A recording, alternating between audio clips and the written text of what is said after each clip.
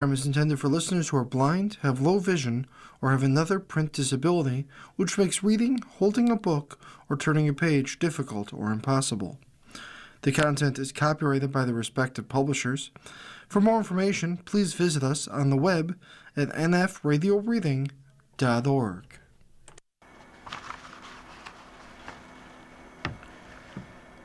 Hello, this is Paul Denning, and for the next hour, I'll be reading from the Tribune Sentinel Dispatch of December 5th, covering Niagara County and Grand Island on the Niagara Frontier Radio Reading Service. Nutcracker veterans center stage, inspiring others, being inspired themselves, keeps them.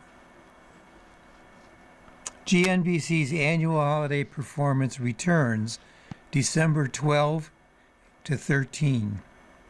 This is written by Joshua Maloney. If anyone knows the Nutcracker, it's Isabella Garucci and Lillian Traver.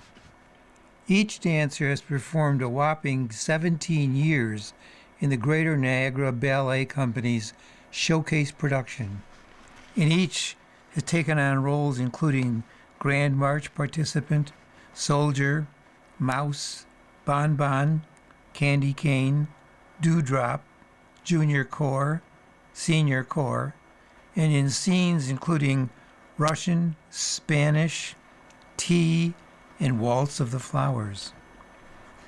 I first started doing this show because of my older sister Gianna, Lewiston's Garucci, 22, said. My mom asked me one day if I wanted to be in the Nutcracker, and I said, sure, it sounds like so much fun. And so basically, I haven't missed the Nutcracker since, except for when we had to postpone the show because of COVID.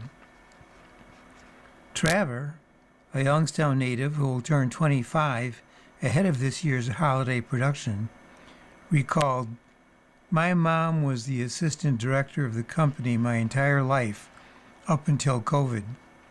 So I don't really remember there being a conversation whether or not I wanted to do it." Laughs. I don't know if it mattered whether I wanted to do it. But I do definitely have memories of when I was very, very young, watching the older dancers, one of which is Mary Schnepf, who is now the GNBC's artistic director. I have so many memories being in the studio, watching her wearing her point shoes and wearing a tutu.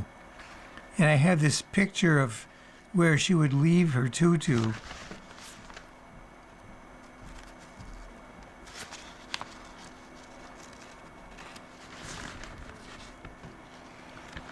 on the piano in the studio when she was done rehearsing.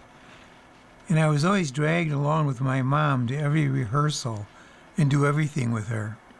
So through that, I had these role models like Mary Schnepf, and from a very young age, I wanted to be them, and I wanted to do that. I think also I was obsessed with performing on the stage. My mom has stories of when I was young.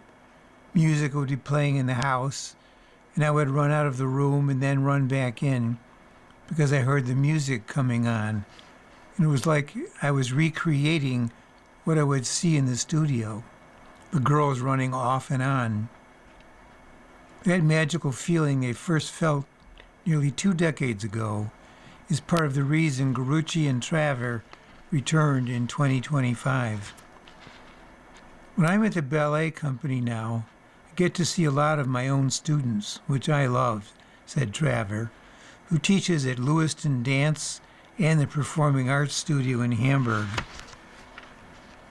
Garucci, who instructs at Lewiston Dance and for the GNBC, added, "It's really inspiring to see those dancers from those studios find a love for ballet that they also want to perform in this show with us as well. It's also great for those that find ballet as, oh, it's just ballet. But where it comes to telling a story like the Nutcracker, it gets them all excited to be a part of this show. And even, too, those that may join us in the next year or two after watching us, it will inspire them to perform with us as well. This is our family, Travers said. We both grew up in the studio. We've spent more time than you could imagine in the NACC building where rehearsals are held, and it really is like a home. It's just somewhere where I'm really comfortable. I value the ballet company and the arts being in Niagara Falls so much, and I want to support that as much as I can. That's a big reason I wanted to do the community outreach, because I think it's so important to get children involved in something that is so beneficial in so many aspects of life. And now, being in my mid-20s, I'm really seeing how much being a part of this company has helped me as a person, go off and do this and that. And knowing I have that strong foundation of ballet, it's helped me in a lot of different areas of life, I think. Grucci said, I have genuinely so many memories in this studio just from being a little 5-year-old dancer watching, not just my sister, but the generation of the core dancers, also from waltz, to now the Sugar Plum Fairy. Personally, I love doing the show. It's like I always say, it can't be Christmas without Nutcracker. It truly is. And now, just getting to be in my mid-20s, I love that I get to be inspired. The other reason returning to the Nutcracker is an easy yes is the show's directors, Schnepf and Mary Papagallo.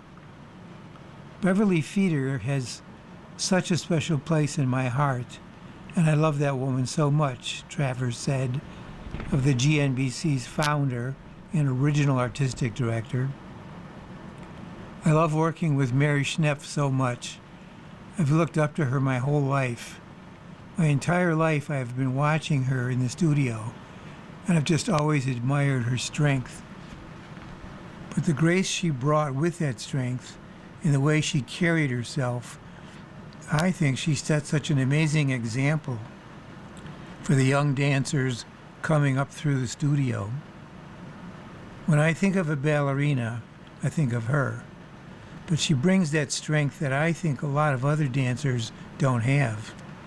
So having that at the forefront, leading everyone, I think, is really special. Traver added, what I'm finding dancing with Mary and from the classroom is that knowing how strong she is and having watched her dance, and she is still so strong, and she is still dancing with us, back to that word inspiring. It makes me want to work so much harder because I'm working for her.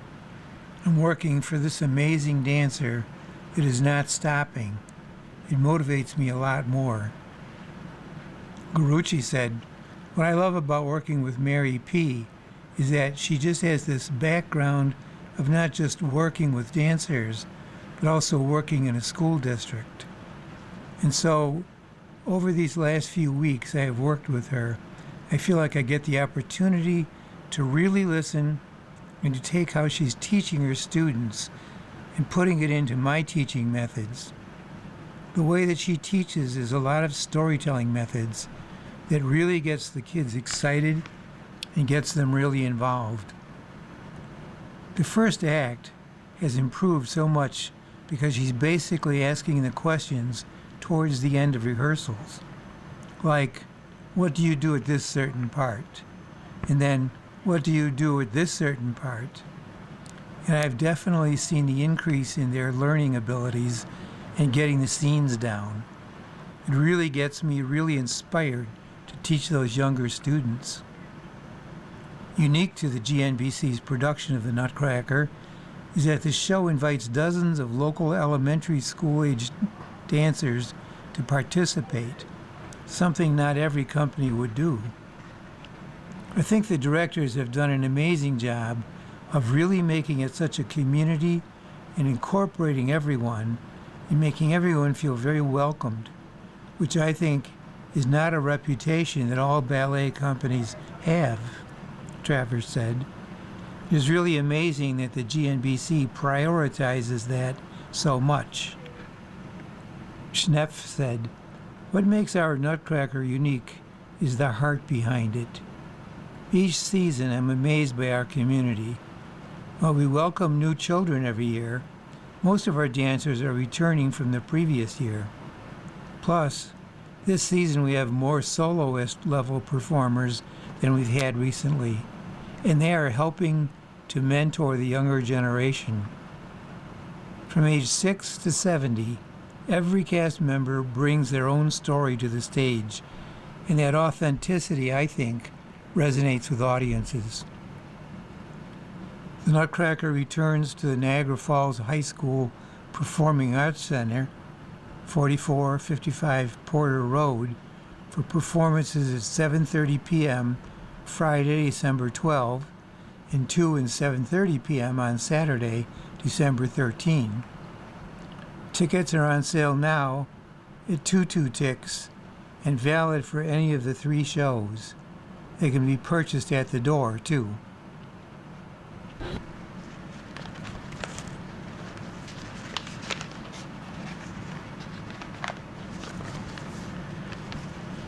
Next article is written by Joshua Maloney also. Mount St. Mary's Hospital dedicates new multi-specialty health center.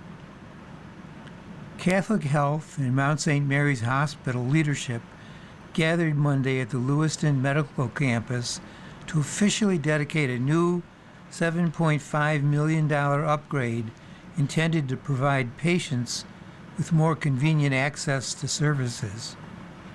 A press secretary and blessing took place on the hospital's second floor, now transformed into a multi-specialty health center. Available services include neurology, bariatrics, general surgery, psychiatry, gastroenterology, nephrology, orthopedics, endocrinology, oncology, and infectious diseases. Jeremy Essman, president of Kenmore Mercy Hospital, Mount St. Mary's Hospital, and Lockport Memorial Hospital, said, "We gather not only to open a space, but to bless the next chapter of health and compassionate care here at Mount St. Mary's. Today, we dedicate the new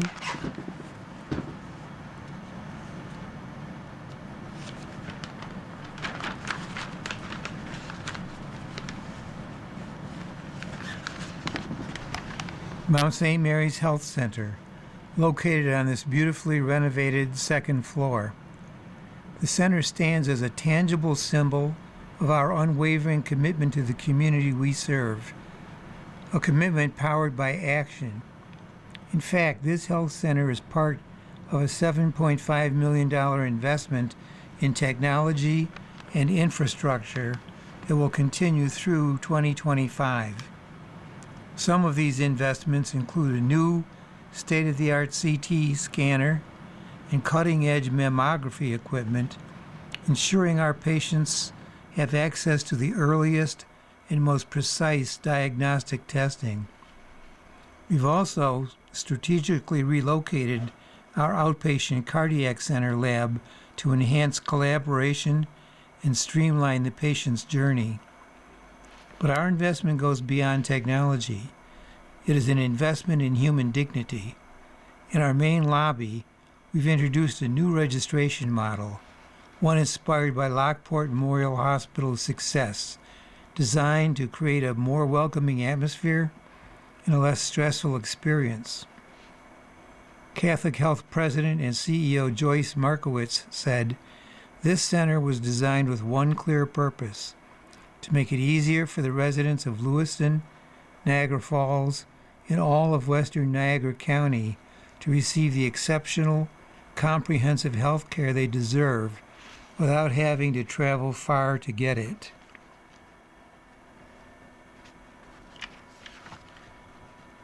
You're listening to a reading of articles and features from the Tribune Sentinel covering Niagara County and Grand Island on the Niagara Frontier Radio Reading Service.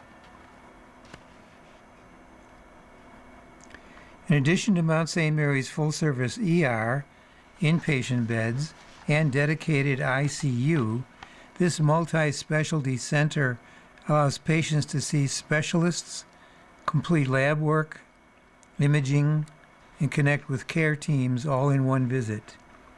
It's a model we've seen succeed at our Lockport Memorial Hospital campus, and we're proud to bring that same integrated, patient-centered approach to the people of Western Niagara County. By having these services together in one location, we're not just increasing convenience, we're strengthening the continuity and ensuring people can move through their healthcare journey with confidence and local support. This center brings together primary care and an impressive range of specialists, from neurology and orthopedics to oncology, infectious disease, and more. And while the care is delivered right here in Lewiston, every patient who walks through these doors is also connected with the Catholic Health Network. Most importantly, this center reflects our unwavering commitment to serving this community and everyone who counts on us to be here when it matters the most. This is an investment in the healthcare of Niagara County today and for years to come. Vice President of Operations Kyle Donovan said construction took about 8 months and covered 10 different specialties and 27 different exam rooms. We were focused on providing access to that specialty care right here within the community of Lewiston and the surrounding areas, he said. We took an area that wasn't being used, invested significantly in it, and got providers all under one roof. Donovan noted, so much care is ambulatory now. There's been a significant transition that's been happening for a long time, and that's exactly what we're providing here. We still do provide the emergency services that this community needs. We still provide the inpatient services, the ICU services that this community needs. We're providing all of your traditional services that typically happen within an acute care setting. But we're also realizing that we want to offer specialty ambulatory care to this community as well, and this investment allows us to do that.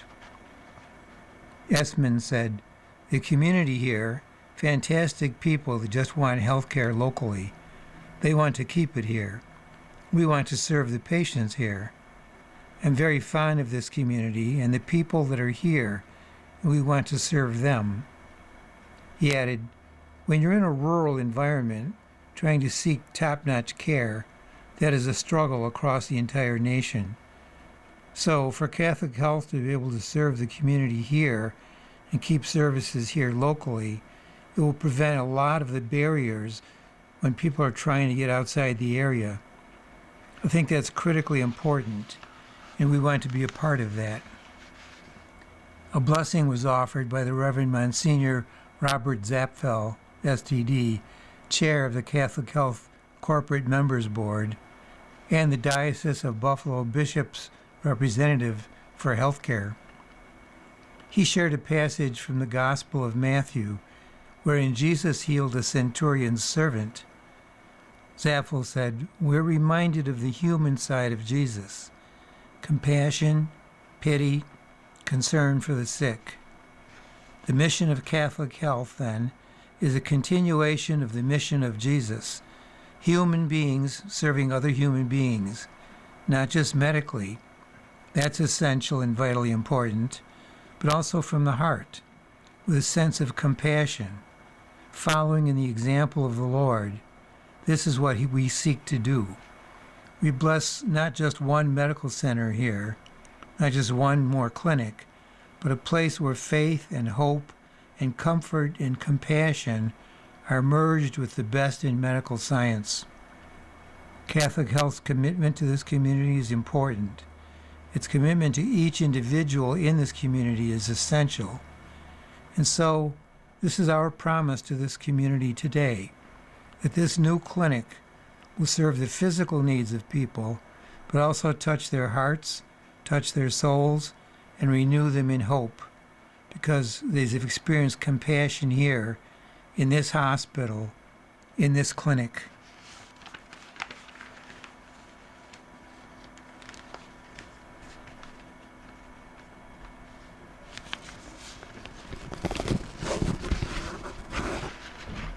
Joseph and Mary debuts this weekend.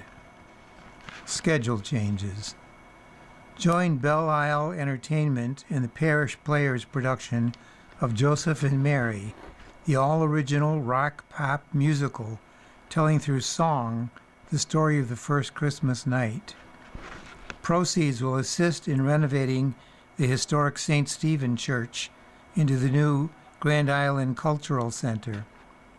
Donations of non-perishable food items will benefit the Grand Island Neighbors Foundation's food pantry.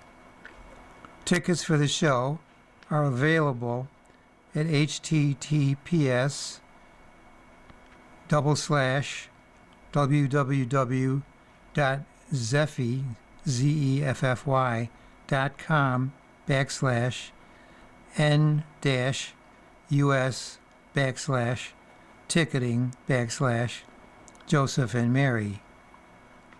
The updated dates and times are 6:30 p.m. Sunday, December 7th, 7 p.m. Friday, December 12th, and 1 and 7:30 p.m. Saturday, December 13, all at the Old St. Stephen Church, 2106 Baseline Road.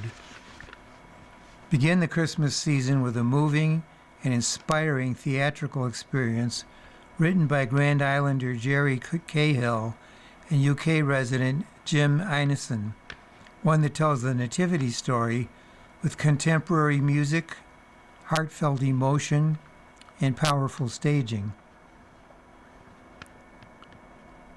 Since its founding in 1991 at St. Stephen's Church, Parish Players has been dedicated to nurturing local talent and bringing meaningful productions to the Grand Island community. This year's presentation of Joseph and Mary continues that tradition, offering audiences an opportunity to reflect on the timeless message of hope, courage, and faith at the heart of the Christmas story. Directed by Karen Conboy, Jenny Kleinschmidt, and Linda Burkhart, in collaboration with Cahill, this production brings together a creative team deeply committed to honoring the sacred narrative while presenting it in a fresh, modern style, reminiscent of Joseph in the amazing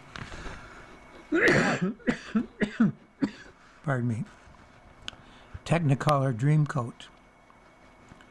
Their vision blends Cahill and Einison's expressive music and lyrics with dynamic movement and emotional storytelling to create a performance that will resonate with audiences of all ages. The production benefits from the exceptional costume design of Deb Jones, whose thoughtful artistry brings authenticity and visual richness to every character on stage. In addition, the beautiful and emotionally layered vocal arrangements crafted by Tennille Trenchard elevate the musical score, adding depth and dimension to this contemporary retelling of the Nativity. With a cast and crew of over 30 talented performers and volunteers from across Grand Island and surrounding communities, the production proudly features an ecumenical ensemble representing several local faith communities, including parishioners from St. Martin in the Fields Episcopal Church, Trinity United Methodist Church, and St. Stephen Roman Catholic Church. Leading the cast are Anthony Borzolari as Joseph, delivering a heartfelt portrayal of strength and humility, and Juliana Huber as Mary, whose moving performance captures the courage, grace, and wonder of a young woman chosen for an extraordinary role. Supporting them are Sarah Comfort as the angel Gabriel, Mike Ficcarilli as King Herod, Steve Olszewski as the rabbi, Eric Boren as the innkeeper, Ellen Valvo as Mary's cousin Elizabeth, Lewiston native Eileen Lapp Hastings as the Mother of Mary, David Conboy as the assassin, as well as a dedicated ensemble that brings to life Roman soldiers, shepherds, and townspeople. Show proceeds will support the ongoing transformation of this performance and community space, a fitting connection as this humble venue, still being lovingly renewed, echoes the simple and unexpected setting of the first Christmas.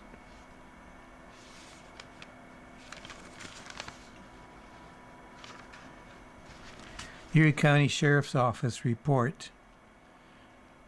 This is the Grand Island report. Thursday, November 13. Whitehaven Road, criminal mischief. Deputies responded to a complaint of criminal mischief.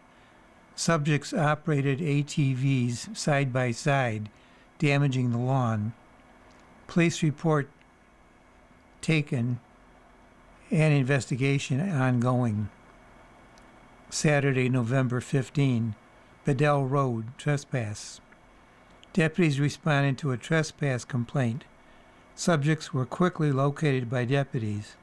Following the investigation, the subjects were arrested for criminal trespass and transported to the Erie County Holding Center, where they were held pending arraignment. Sunday, November 16. East River Road, fire, other. Complainant reports a large bonfire in the area causing significant smoke. Deputies arrived on scene and advised the subjects. No further incident. Monday, November 17. Whitehaven Road, deer struck. Complainant reports they struck a deer in the roadway. Their vehicle sustained light damage and was driven from the scene. Tuesday, November 18. Ransom Road, fraud. Complainant reports an attempted internet scam. The complainant states they clicked a link on their computer that caused the screen to freeze up. Excuse me. The complainant then received an email from a fake Microsoft support agent requesting money to unfreeze the computer screen. The complainant realized this was a scam and called deputies to file a police report. No money was exchanged. Police report on record.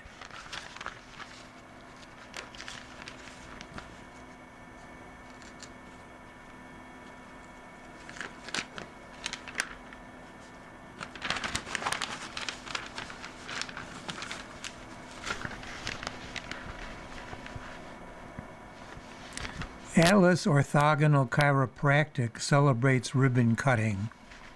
This was written by Alice Gerard, senior contributing writer.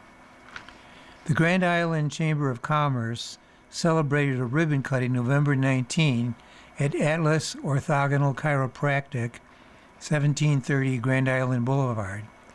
The chiropractor there is Michael Muto. We love being part of the Grand Island community, said Atlas Orthogonal Chiropractic Practice Administrator Kimberly Moran. The location is welcoming and convenient, perfect for creating the calm, healing environment we want for our patients. It's easy to reach from all surrounding areas with ample parking and simple access for patients coming from anywhere in Western New York. Moran described Atlas Orthogonal Chiropractic as a gentle and precise form of chiropractic care that focuses on the top bone in the neck, called the atlas. This bone plays a major role in the alignment of the entire spine.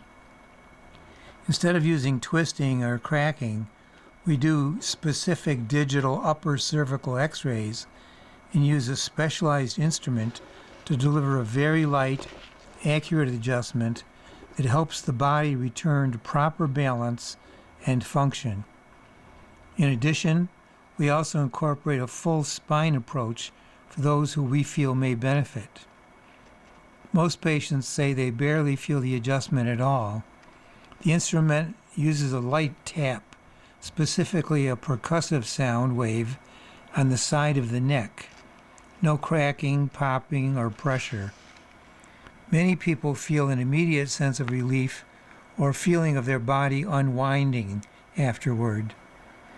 People who could benefit from this sort of chiropractic care, Moran said, include people with neck pain, headaches, migraines, dizziness, back pain, arm pain, numbness, post-concussion, vertigo, facial pain, and many other conditions. It's also ideal for those who prefer a very gentle, non-forceful approach to chiropractic care. Many patients come to us after trying other treatments without success and find relief through this gentle but very specific method. Others who could find relief from chiropractic care include injured athletes and people with disabilities, Moran said. Because the technique is gentle and precise, it's excellent for athletes recovering from injuries, especially those involving the neck, shoulders, back, and post-concussion related symptoms. Restoring proper alignment helps reduce pain, improve mobility, and supports optimal performance. You're listening to a reading of articles and features from the Tribune Sentinel, covering Niagara County and Grand Island on the Niagara Frontier Radio Reading Service. The non-invasive and low-force nature of Atlas orthogonal care makes it a safe option for individuals with physical limitations or conditions that make traditional chiropractic adjustments difficult. We adapt each treatment to the patient's needs and comfort.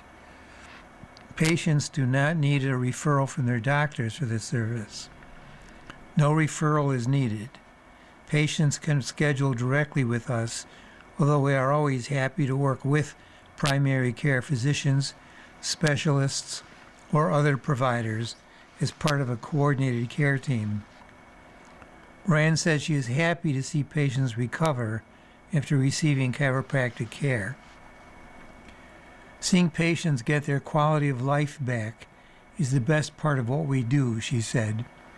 Many come in feeling frustrated or hopeless after years of discomfort, and watching their progress, sometimes even after the very first adjustment, is incredibly rewarding.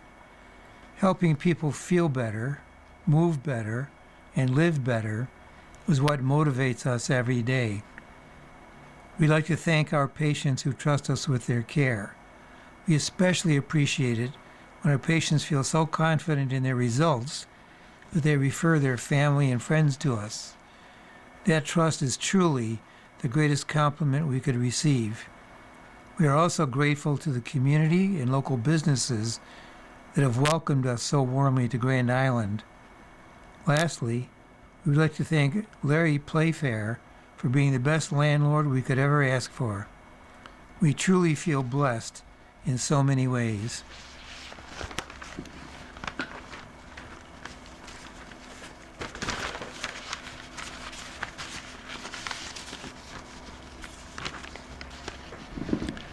Grand Island Rotary Club to match donations for Neighbors Foundations.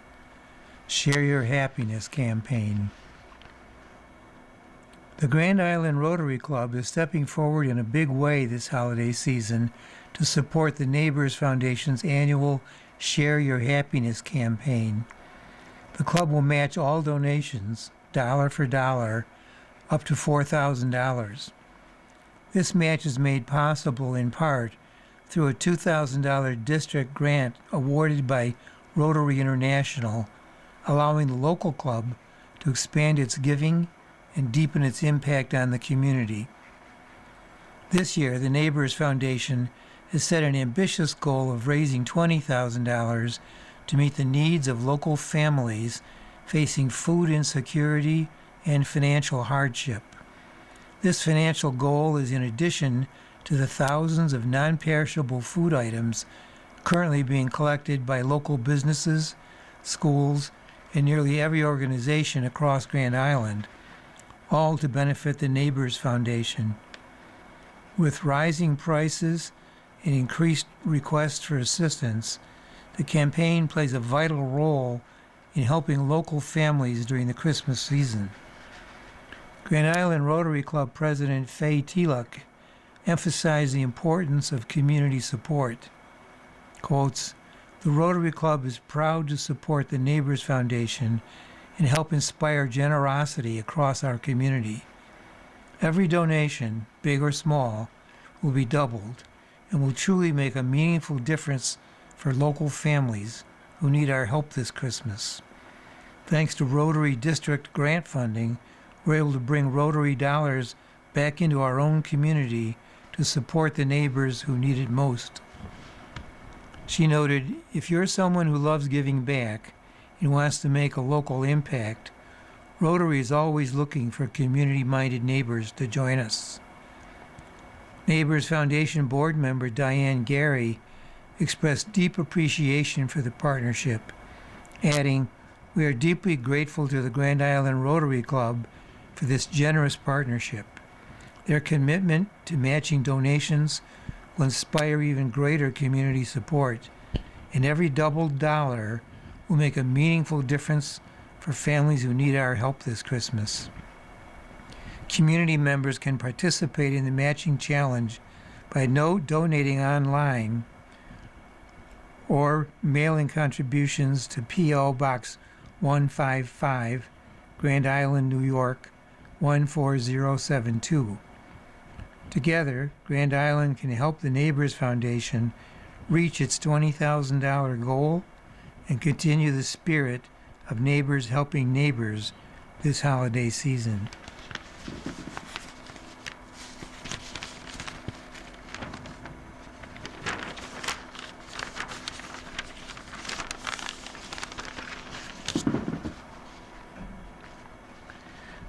Get ready for Light Up the Boulevard.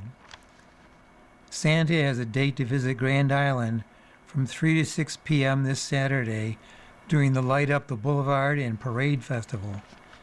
So tell the kids to get their Christmas wish lists ready. Santa will be there to greet them in the town gazebo, 2255 Baseline Road. The Electric Light Parade marches down the boulevard at 6 p.m. and the road closes by late afternoon to prepare for it. The parade route goes down Grand Island Boulevard, traveling from Whitehaven Road north to Baseline Road. The event runs from 3 to 7 p.m. and culminates in the lighting of the Christmas tree promptly after the parade. The annual event, presented by the Grand Island Chamber of Commerce, is chock full of goodies for families. There will be a big, heated tent on site at the town commons and plenty of activity inside. The festivities include a petting zoo, face painting, a magic show by Todd Nelson, balloon animals made by the Balloon Guy, Frozen characters Anna, Elsa, and Olaf, hot chocolate, food trucks, local vendors, and caricature artists. Music will be provided by DJ Dirty Verdi. There also will be coloring and letters to Santa activities with the Grand Island Recreation Center.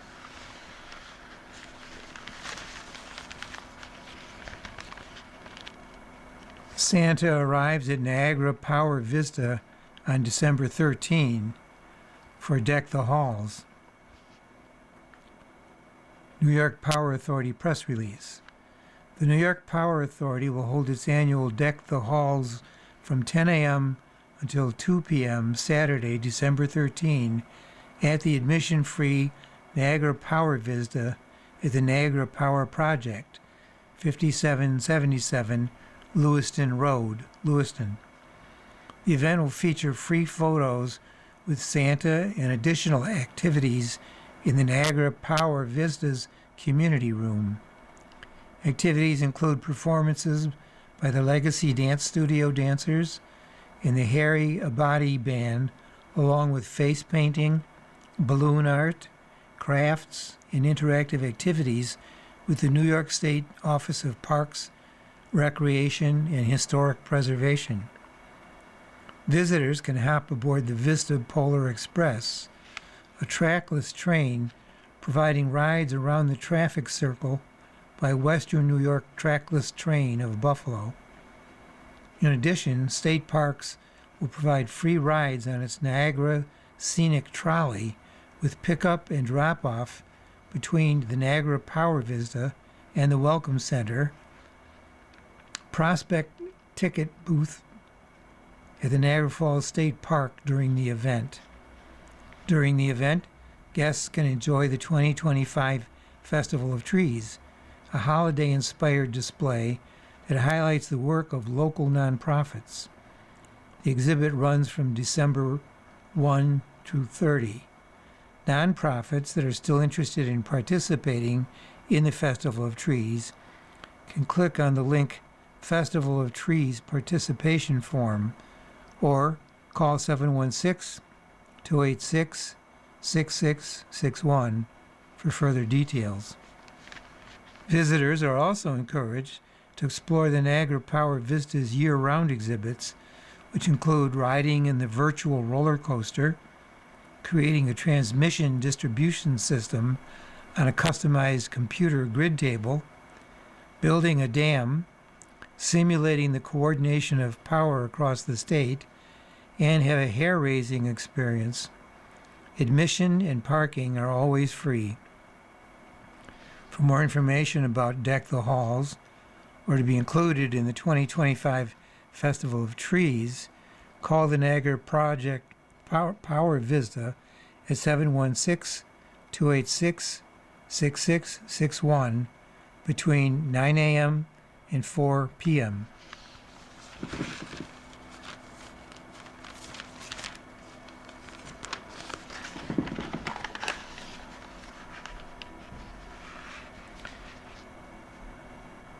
Editor-in-Chief Terry Duffy wrote this article. Holiday celebrations set locally. Youngstown hosts Christmas in the Village. Northern Niagara is officially in holiday mode as the days till Christmas draw ever fewer. Thanksgiving weekend kicked it all off with Black Friday, Small Business Saturday shopping experiences throughout the region. In Ransomville, the hamlet held its annual Lighting of the Wreaths celebration with community gatherings, kids' visits with Santa, hay wagon shuttles, holiday shopping, and pre-Christmas enjoyment for all ages. This weekend, the annual Lewiston Christmas Walk and Lights Parade takes over with its unique shopping and dining offerings, holiday-themed events, and more in the village of Lewiston. In the town of Niagara, look for holiday shopping opportunities along the Military Road malls and business strip. Nearby, the town of Niagara Recreation Department will host its third annual holiday craft vendor show. Stop by and shop from 10 a.m. to 3 p.m. Sunday, December 7, at the Calvin Richards Community Center, located in Veterans Park. The town of Niagara reminds residents to be on the lookout for the return of Santa in neighborhoods starting at 5 p.m. Thursday, December 18. Presented by the Joe Ciccone Chrysler Complex, Santa and the Grinch will be visiting all the neighborhoods with a town of Niagara Police Department escort, the town posted on social media. Have your lights on and decorations lit up. And the Christmas good times head north on Saturday, December 13, with the return of Youngstown's annual Christmas in the Village. Presented by the Village of Youngstown and its business community, this holiday event will again feature a number of Christmas delights for visitors of all ages from 4 to 8 p.m. Look for gift buying ideas, holiday-themed activities, and more in the Youngstown Red Brick Village Center on Lockport Street. Outside, enjoy the arrival of Santa in a Youngstown police truck and holiday caroling by the Incipio Singers in the Red Brick parking lot. There will also be a food truck on site and horse and buggy rides on village streets. Get ready for festive fun in every corner of the village center. Cookie decorating, markets, crafts, bouquet making, food trucks, horse and buggy rides, and of course, Santa arriving in style.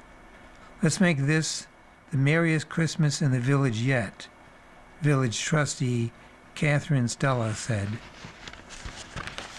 Afternoon events include a vendor's market and tree display from 4 to 8 p.m. in the Red Brick Gym. Look for a host of gift-buying ideas, along with free popcorn served by the Youngstown Lions. Upstairs, the Youngstown Garden Club will hold a special holiday bouquet-making class in the Cora Gusher room starting at 4 p.m. From 4 to 8 p.m., check out the food truck in the Red Brick parking lot and welcome the arrival of Santa with holiday caroling outside from 5 to 7 p.m.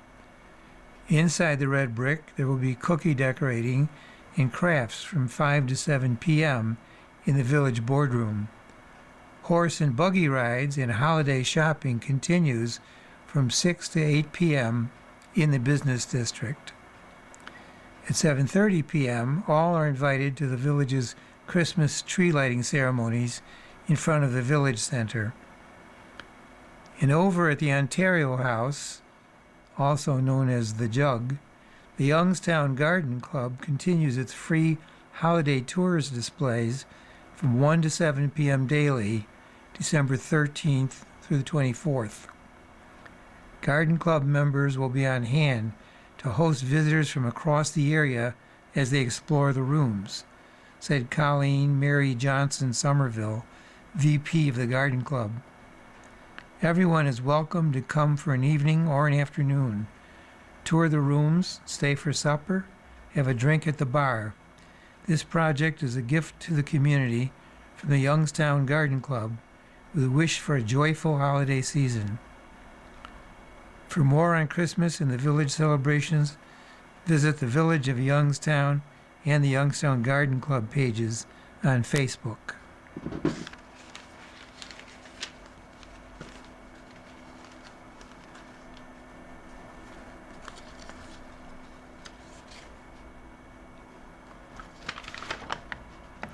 You're listening to a reading of articles and features from the Tribune Sentinel covering Niagara County and Grand Island on the Niagara Frontier Radio Reading Service.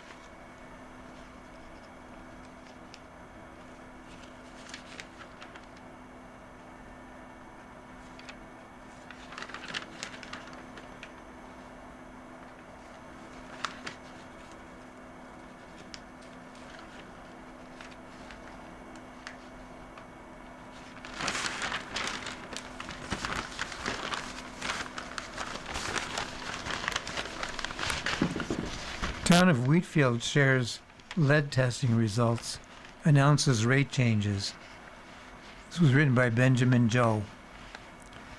At Monday's town board meeting, Wheatfield Water and Sewer Department head Mark Clark gave the town of Wheatfield an update on the municipality's efforts to test for lead in water. The testing has been mandated by the U.S. Environmental Protection Agency following new changes in the lead and copper rule. Clark said 60 sample containers were dispersed amongst the town's residents to fill up and turn in to check for lead. So far, 35 have been sent to the lab and no lead has been found. 25 more need to be collected. All of the samples will have to be sent to the lab and completed by December 15. There's no lead so far, and I don't think we'll find any, Clark said. The next batch of sampling is due July 10th, 2026, Clark noted, and said resident cooperation is needed to take samples. Town engineer Tim Zuber said Clark was instrumental in getting the samples from residents. Mark has been doing a fantastic job, he said. Sometimes people just need to talk to someone. You get it in the mail and you throw it away. But he's gone door to door and got a bunch of them. Water and sewer rates. Water and sewer rates are increasing for residents after the town board voted to approve the measure. The rates for sewer will increase 5 cents per 1,000 gallons of usage, bringing it from $1.40 per to $1.45. Water rates will increase 15 cents from $2.90 per 1,000 gallons of usage to $3.05. The minimal bill, due to the changes, will be $31.50 starting January 1, 2026. The reason for the increase is due to an increase of cost for the water fund and sewer fund. In other news, the town board voted to schedule a public hearing on January 5, 2026 to address the zoning of 15 parcels of commercial buildings on and around Wildwood Parkway. The change asked is to rezone from commercial to residential waterfront.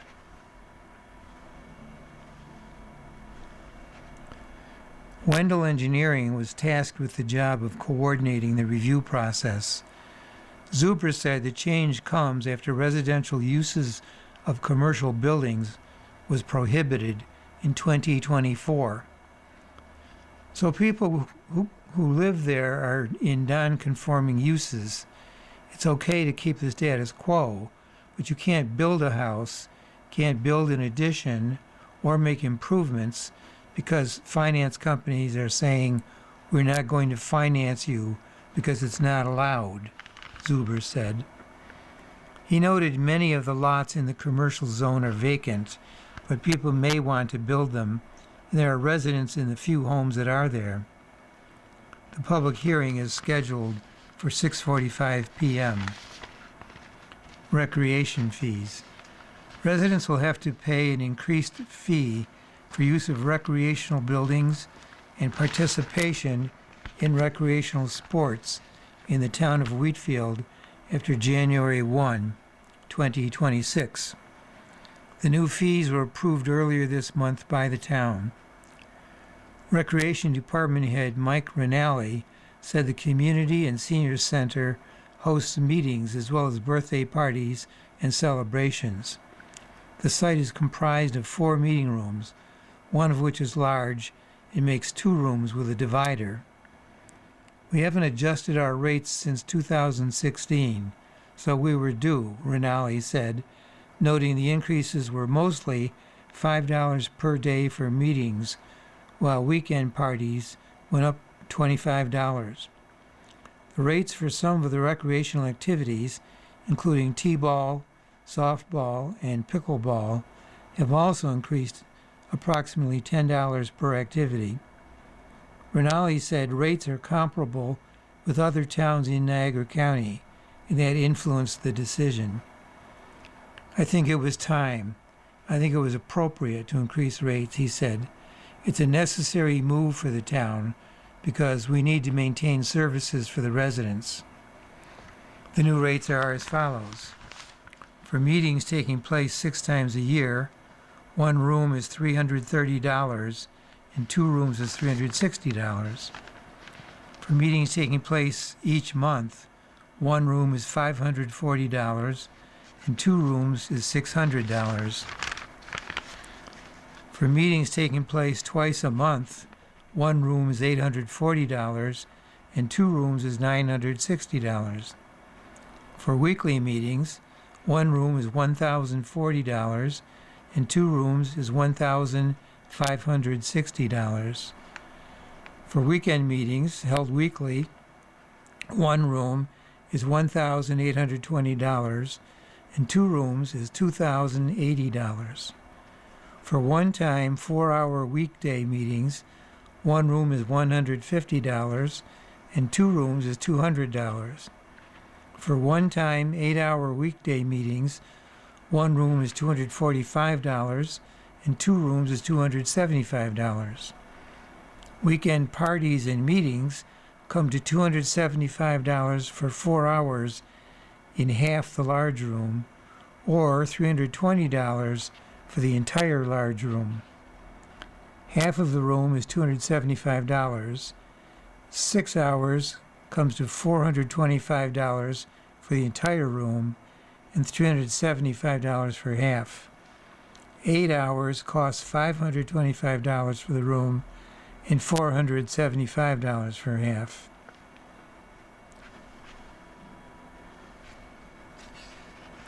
Program fees are $50 for the first child and $40 for each additional child for residents participating in the basketball clinic and tennis camp. Non-residents must pay $90 for the first child and $72 for each additional child. Fees for basketball league, t-ball, and coach pitch are $60 for residents with one child and $48 for each additional child. Non-residents pay $100 for the first child and $72 for each additional child. Fees for softball and baseball are $90 for the first child and $72 for each additional child for residents. Non-residents must pay $130 for the first child and $104 for each additional child. Open pickleball costs the resident $3, while non-residents pay $4. Men's open basketball is $5 for residents and $7 for non-residents. The pre-K program costs $6 for residents and $8 for non-residents. Fairmont Park Camp costs residents $10 and non-residents $14. Daily use of the youth center for Tuesday, Wednesday, Thursday, and Saturday is $6 for residents and $8 for non-residents. For Fridays, the fee is $8 for residents and $10 for non-residents. For youth center sessions, the fee is $60 for residents and $70 for non-residents. The youth center family session rate is $85 for residents and $100 for non-residents. Summer camp has a weekly rate of $180 for residents and $230 for non-residents. Pavilions are rented out separately for each of 4 shelters. Residents pay $60 for Shelter 1, $45 for Shelter 2, $60 for Shelter 3, or $50 for Shelter 4. Non-residents pay $80 for Shelter 1, $65 for Shelter 2, $80 for Shelter 3, or $70 for Shelter 1.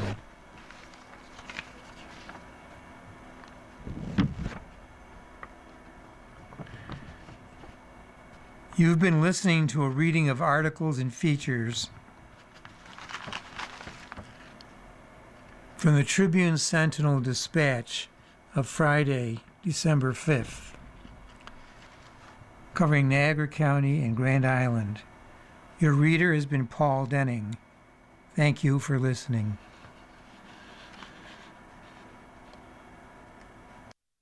Coming up next in the Niagara Frontier Radio Reading Service, we have the Lockport Union Southern Journal. At 6 o'clock, we got the Wall Street Journal Off Duty. And at 7 o'clock, we got Harper's Magazine. Stay with us for these readings and more.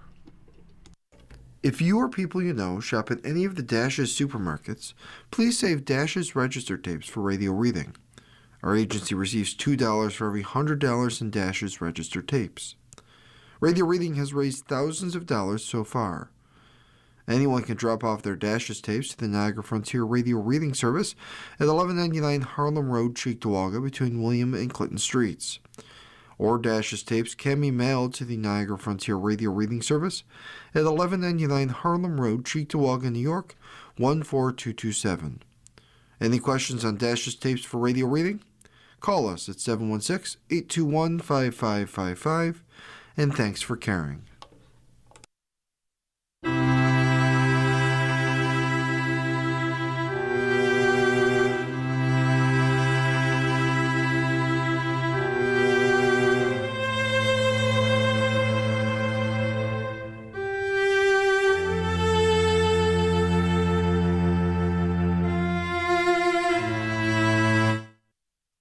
The following program is intended for listeners who are blind, have low vision,